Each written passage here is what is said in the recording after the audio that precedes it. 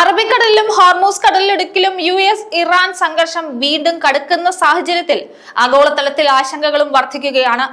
US വിമാനവാഹിനി കപ്പലായ USS Abraham Lincoln നേരെ വന്ന Iranian ഡ്രോണിനെ F-35C fighter jet വെടിവെച്ചിട്ടത് മേഖലയിലെ സൈനിക ജാഗ്രതയുടെ തീവ്രത എടുത്തു കാണിക്കുന്നതാണ്. വെറും പ്രതിരോധ നടപടിയെന്ന് US വിശേഷിപ്പിക്കുമ്പോഴും ഹോർമൂസ് കടലിടുക്കിൽ US ടാങ്കറിനെ തടയാൻ ഇറാനിയൻ ബോട്ടുകൾ ശ്രമിച്ചത് പ്രകോപനത്തിന്റെ പുതിയ തലമാണ്. ഈ സൈനിക നീക്കങ്ങൾക്കിടയിലും ആണവ ചർച്ചകളിൽ വിട്ടുവീഴ്ചയില്ലെന്ന ഇറാൻ പരമോന്നത നേതാവിന്റെ നിലപാട് നയതന്ത്ര പരിഹാരങ്ങൾക്കുള്ള സാധ്യതകളെ കൂടുതൽ സങ്കീർണമാക്കുകയാണ്. ഏകദേശം 800 കിലോമീറ്റർ അകലെയായി വിമാനവാഹിനി കപ്പൽ സഞ്ചരിക്കുമ്പോൾ ഫൈറ്റർ ജെറ്റ് F-35C ആണ് ഡ്രോൺ വീഴ്ത്തിയത്. ഇറാനിയൻ ഡ്രോൺ കപ്പലിനെ ലക്ഷ്യമാക്കി മുന്നോട്ട് വരികയായിരുന്നുവെന്നും US സേനയുടെ മുന്നറിയിപ്പുകൾ അവഗണിച്ച് മുന്നോട്ട് പോയതുകൊണ്ടുമാണത്രേ വെടിവെച്ചിട്ടതെന്നാണ് പുറത്തുവരുന്ന വിവരം. ഇതേ ദിവസം ഹോർമൂസ് കടലിടുക്കിൽ ഇറാനിയൻ ബോട്ടുകൾ US പതാകയുള്ള ഒരു ടാങ്കറിന് സമീപം എത്തി നിർത്താൻ ആവശ്യപ്പെട്ടുവെന്ന റിപ്പോർട്ടുകളും പുറത്തുവരികയാണ്. USS എബ്രഹാം ലിങ്കണിൽ നിന്നുള്ള F-35C ഫൈറ്റർ ജെറ്റ് വിമാനവാഹിനി കപ്പലിനെയും അതിലെ ജീവനക്കാരെയും സംരക്ഷിക്കുന്നതിനായി സ്വയം പ്രതിരോധത്തിന്റെ ഭാഗമായിട്ടാണ് ഇറാനിയൻ ഡ്രോൺ വെടിവെച്ചിട്ടതെന്നാണ് US സെൻട്രൽ കമാൻഡ് പറയുന്നത്. കാര്യം എന്ത് തന്നെയായാലും ഇറാനും USഉം തമ്മിലുള്ള പ്രശ്നം കൂടുതൽ കടുക്കുകയാണ്. അത് വല്ലാത്തൊരു സംഘർഷത്തിലേക്കാണ് ഇപ്പോൾ നീങ്ങുന്നത്. ഹോർമൂസ് കടലിടുക്കിന് വടക്ക് ഒമാൻ തീരത്തിനടുത്ത് വെച്ചാണ് ഇറാനിയൻ ഗൺബോട്ടുകൾ US പതാകയുള്ള ഒരു ടാങ്കറിന് സമീപം എത്തിയത്. ടാങ്കർ നിർത്താനും അതിൽ കയറാൻ തയ്യാറെടുക്കാനും ഒക്കെ ബോട്ടുകൾ ആവശ്യപ്പെട്ടെങ്കിലും ടാങ്കർ വേഗത കൂട്ടി യാത്ര തുടരുകയായിരുന്നു.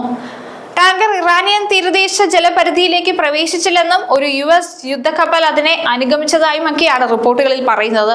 അതേസമയം USുമായുള്ള ആണവ ചർച്ചകളിലേക്ക് ഇറാൻ കടക്കുന്നതിനിടയിൽ രാജ്യത്തിന്റെ നിലപാട് പ്രഖ്യാപിച്ചിരിക്കുകയാണ് ഇറാൻ പരമോന്നത നേതാവ് ആയത്തുള്ള അലി ഖമേനി. USന്റെ ഭീഷണിക്ക് ഇറാൻ വഴങ്ങില്ലെന്നും ആണവ ചർച്ചയിൽ വിട്ടുവീഴ്ചയില്ലെന്നും സമ്പുഷ്ടീകരിച്ച യുറേനിയം ഇറാൻ വിട്ടു നൽകില്ലെന്നുമാണ് ഖമേനിയുടെ മുഖ്യ ഉപദേഷ്ടാവ് വ്യക്തമാക്കിയിട്ടുള്ളത്. എന്തുവന്നാലും സമ്പുഷ്ടീകരിച്ച യുറേനിയം വിട്ടു നൽകിക്കൊണ്ടുള്ള സമവായത്തിന് ഇല്ലെന്ന സൂചന തന്നെയാണ് ഇറാൻ പരമോന്നത നേതാവിന്റെ ഭാഗത്തു നിന്നും ഉണ്ടായിരിക്കുന്നത്. USുമായുള്ള ആണവ ചർച്ച നടക്കുകയാണെങ്കിൽ ഇക്കാര്യം മുൻനിർത്തിയുള്ള നിലപാടുകളാകും ഇറാൻ സ്വീകരിക്കുകയെന്നാണ് വ്യക്തമാകുന്നത്. യുറേനിയത്തിന്റെ കാര്യത്തിൽ ഇറാൻ നിലപാട് കടുപ്പിച്ചതോടെ ആണവ ചർച്ച തുടങ്ങും മുന്നേ പ്രതിസന്ധിയിലാകുമോ എന്ന് കണ്ടറിയണം. ലോകവും അതാണ് ഇപ്പോൾ ഉറ്റുനോക്കുന്നത്. എന്താകും അമേരിക്കയുടെയും ഇറാന്റെയും ഭാവി? USഉം ഇറാനും തമ്മിലുള്ള പ്രശ്നം ആഗോള സുരക്ഷയെ തന്നെ ബാധിക്കുമെന്ന ഒന്നിലേക്കാണ് കാര്യങ്ങൾ നടന്ന് നീങ്ങിക്കൊണ്ടിരിക്കുന്നത്. സമ്പുഷ്ടീകരിച്ച യുറേനിയം വിട്ടു നൽകുന്നില്ലെന്ന ഖമേനിയുടെ പ്രഖ്യാപനം വരാനിരിക്കുന്ന ആണവ ചർച്ചകളുടെ ഭാവിയിൽ ചോദ്യചിഹ്നം കൊണ്ടു നിർത്തുന്നതാണ്. ഉപരോധങ്ങളും ഭീഷണികളും ഫലം കാണാത്ത സാഹചര്യത്തിൽ സൈനികമായ ചെറിയൊരു പിഴവ് പോലും വലിയൊരു യുദ്ധത്തിലേക്ക് നയിച്ചേക്കാം. അന്താരാഷ്ട്ര സമൂഹം ഇടപെട്ട് സമാധാനപരമായ ചർച്ചകൾക്ക് വഴിയൊരുക്കിയില്ലെങ്കിൽ പശ്ചിമേഷ്യൻ മേഖല വീണ്ടും അശാന്തിയുടെ കേന്ദ്രമായി മാറും. വരും ദിവസങ്ങളിലെ US നാവികസേനയുടെ നീക്കങ്ങളും ഇറാന്റെ നയതന്ത്ര നിലപാടുകളും ഏറെ നിർണായകമാണ്.